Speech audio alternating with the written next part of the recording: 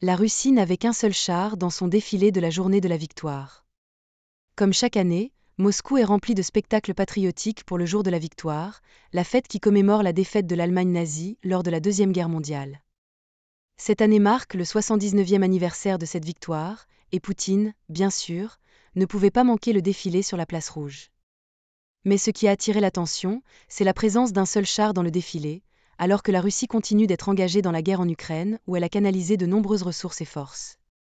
Le char T-34, datant en fait de la Seconde Guerre mondiale, était le seul véhicule militaire à défiler devant la tribune, comme cela s'était déjà produit l'année dernière.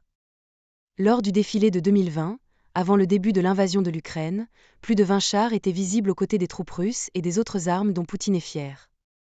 Dans son discours sur la place rouge, Poutine a néanmoins admis que la Russie traversait une période difficile et car l'avenir de la patrie était en jeu.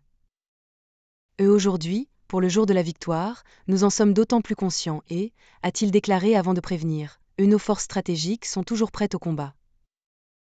Il a utilisé son discours pour envoyer un message aux troupes russes combattant en Ukraine, essayant de remonter leur morale alors que la guerre se poursuit. Et pour la Russie. Pour la victoire. A-t-il conclu son discours alors que des milliers de soldats sur la place réagissaient par des acclamations.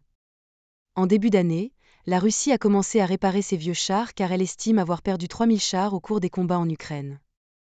Selon l'Institut international d'études stratégiques, Moscou a perdu presque tout l'inventaire actif de chars avant l'invasion en guerre, mais elle dispose toujours de suffisamment de véhicules blindés, de qualité inférieure, pour les remplacer. Même après une telle perte, selon l'Institut, la Russie dispose toujours d'environ 2 fois plus de chars que l'Ukraine.